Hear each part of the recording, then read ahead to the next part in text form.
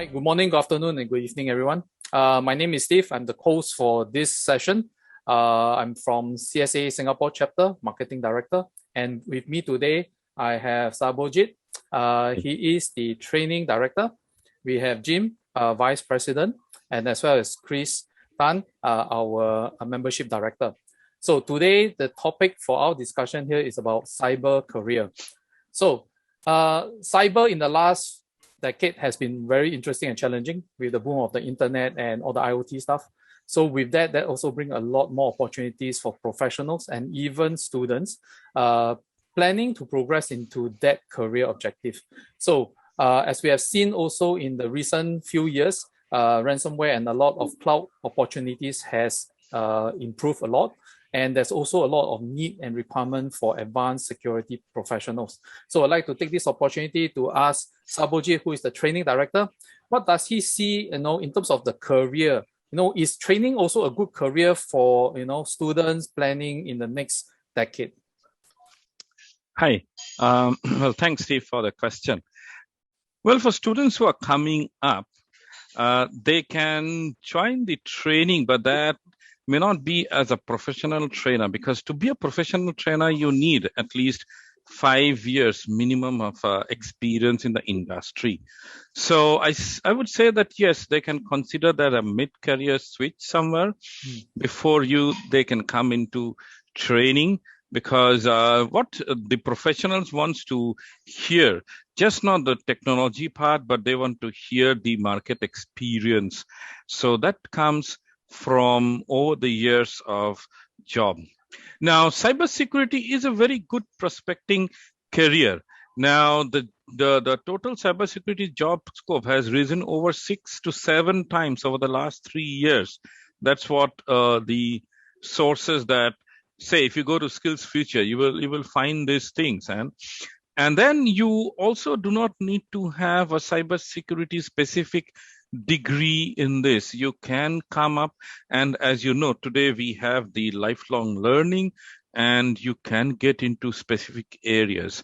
So keep your doors and the scope open.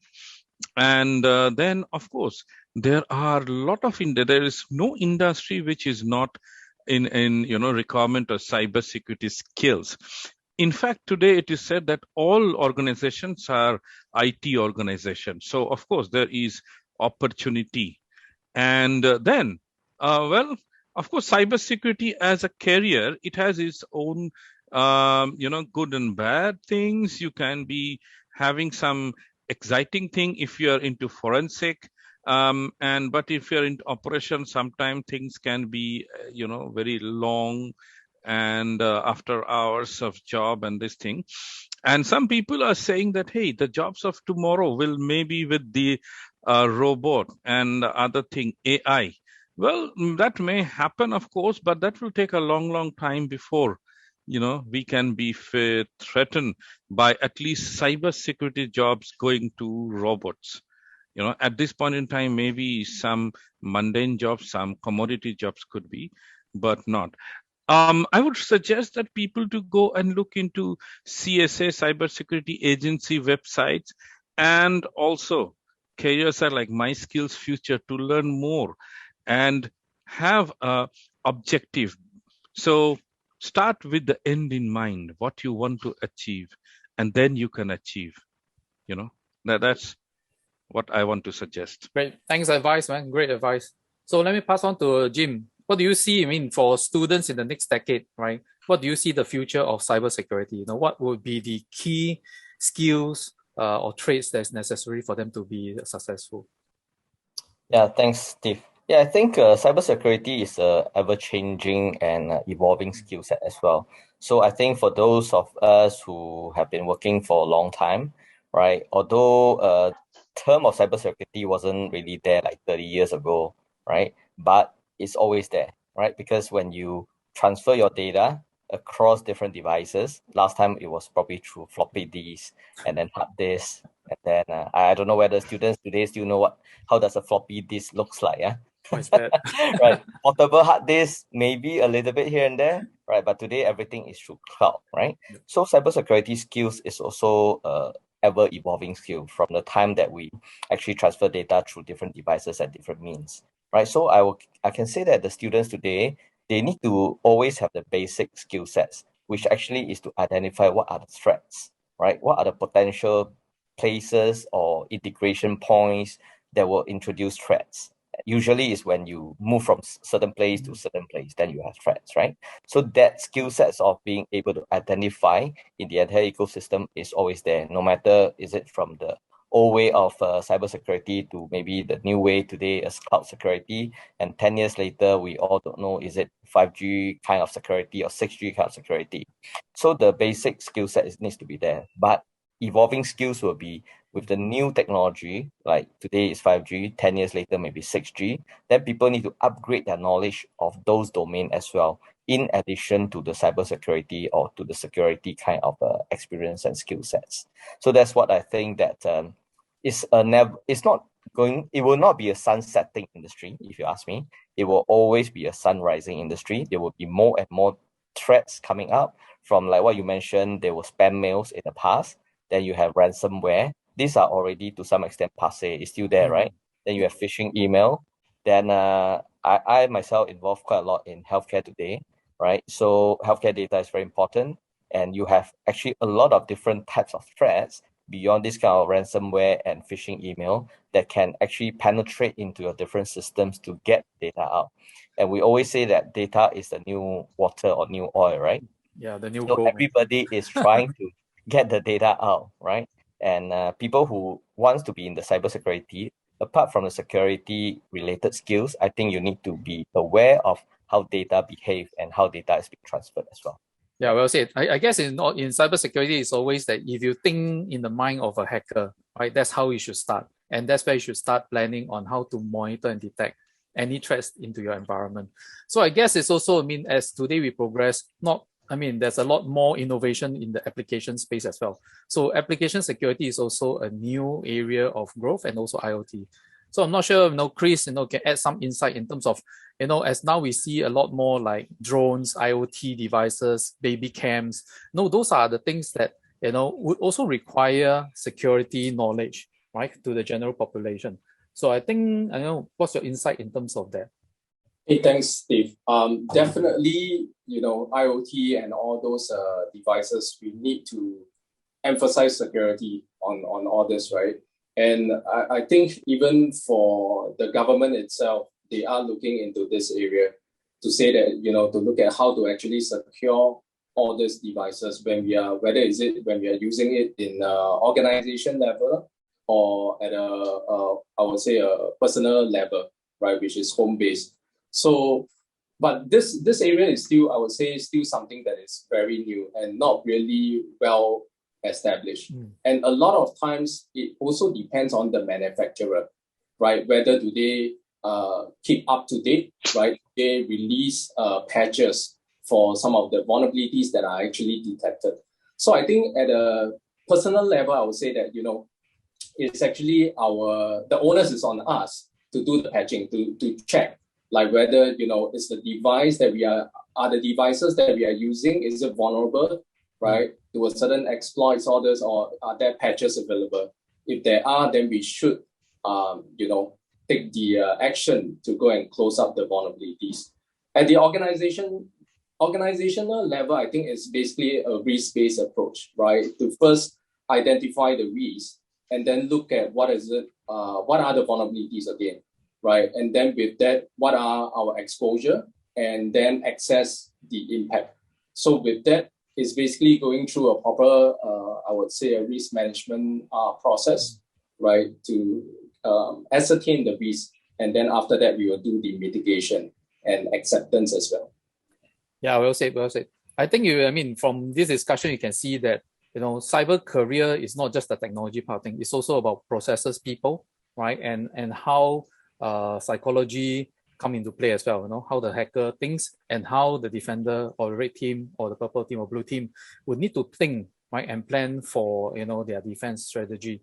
So definitely, from a career perspective, there's to the viewers here, there's many paths to it, right? And I think, we also seen report that today cyber security organizations, they do not just hire people from the engineering or computer degree background. They also hire people from the arts, from the general science, social science, so that you have a broader spectrum of what the attacker could be. So maybe, Jim, what do you see in terms of in your hiring experience, right? How would you craft the kind of people that you would like, from what kind of background? So at least you can give the viewers some thoughts in terms of, which path they can pursue, in the end still leads to an option into the cyber careers.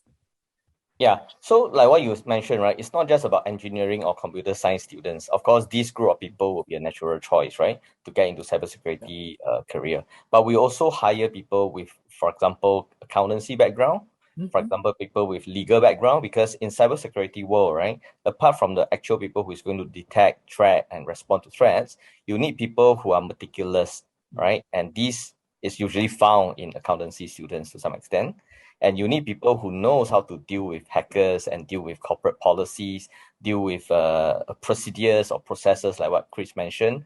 And people with legal background will also be very helpful in this case. So cybersecurity is really not just a IT or engineering kind of thing, right? It really covers, like you mentioned again just now, is process people, and people with the relevant background in legal accountancy will be very helpful. And at the same time, there's a lot of, again, it's not a degree studies, right? Cybersecurity. There's a lot of professional certification, whether is it from Cisco or from others, right? And of course, with CSA, you can also get certification. So these are the few further studies or adult learning that people can actually do, right? Once they want to get into a cybersecurity career. And there will be constant upgrading needed as well with the new threats coming out, new policies. From maybe many years ago, we don't have PDPA, then we have PDPA. Then in Europe, we have I think it's GPDR or something like that. Can't really, yeah. GDPR. Yeah. So again, there are different standards coming out along the way, and people need to keep abreast of the development as well, right? So it's really a lifelong learning career, right? And it's very interesting as well because I work with many of them, and you can see that sometimes, like you mentioned, people think with a hacker's mindset, right? And you become an anti-hacks, right? And then same thing with drones. There's also called anti-drones, right? So same thing will come out, and it's a very interesting career, I'll say, and it's worth the investment. Yeah. Now let me switch to Sabojit. As a training director, I mean, you will see, your students coming from various backgrounds. Some of them may be on the mid-career change path. Why do you see, they come from what kind of backgrounds, and why do they, pursue a change into, cyber? Well, interesting question. Though we get more people coming from technology background, but I have people coming from different other backgrounds. Sometimes they are not even from technology at all. Okay. So people just interested, some of them, may have experienced something in their career and in their life, and then they want to come and do some change, some transformation.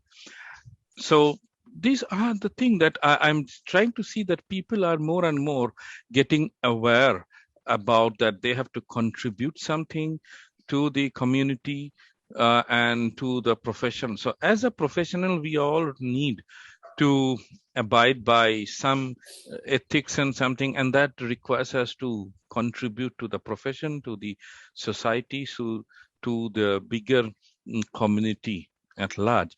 So it has been a really mixed thing that I've seen, that people who are maybe coming from construction industry, people coming from, even I had people, who are almost on the verge of, retiring, and has been from consultancy, has been from legal, has been from just sales, and they do good. Not that they don't do good. They do good. They also excel in the certifications that I teach and in the CCSK that I am doing. And also they come from industries, like they may come from banking, they may come from something which is manufacturing. So there are a lot of industry variation as well. Good. Thanks for your insight, man. So, yeah, thank you. Chris, I mean, based on that, I mean, in your past hiring experience, right? I mean, how much have you seen in terms of your growth? Because from the My Skills Future website, they have mentioned that in the last 3 years, the number of cybersecurity posting has increased by about 7-fold, right? So I'm not sure, from your experience, what do you see? I mean, in your own personal capacity, how has hiring changed in the last few years? I think for the last few years, the hiring, I would say, has been tough, right? Because we all know that a lot of different organizations are basically hiring from the same talent pool, and that talent pool itself, the experienced ones are actually not that many. The increase isn't by a lot. So essentially, it's like, okay, it's just a limited number of people, and over here, what we are looking at is really in terms of the position, what we can offer to the candidate. And to me, my personal take is that usually when I do hiring, I want to match the personal objectives to the position opportunities. As much as possible, we will want to have that alignment. So that position, that open position itself is able to meet the candidate's objectives. So I think that is important because most of the people are really looking at getting more experience and broaden their skill set. So we don't want to hire somebody and let the person just come in and run repetitive stuff. So we want to challenge the person, right? To say that, okay, this is what we can offer, and what are the next couple of steps that he or she can take to really up to another level. So it's basically a leveling up, an opportunity that we can offer to them. Great, thanks. I guess, I mean, we all agree that it's going to be a very exciting future for cyber, right, in the next decade, especially with all the new technology that's coming. And also today, we are blurring the line between work and home. So you have a lot more home devices connected to the network and increased threat levels as well. So I'd like to thank the panel here for your time, sharing your experience, and also sharing this topic with our viewers. So let's wish the viewers a good day ahead, and hope that they have learned some from us. And if they have any questions, do feel free to contact us at Cloud Security Alliance Singapore chapter. Thank you so much. Have a great day, guys. Thank you. Thank you. Thanks.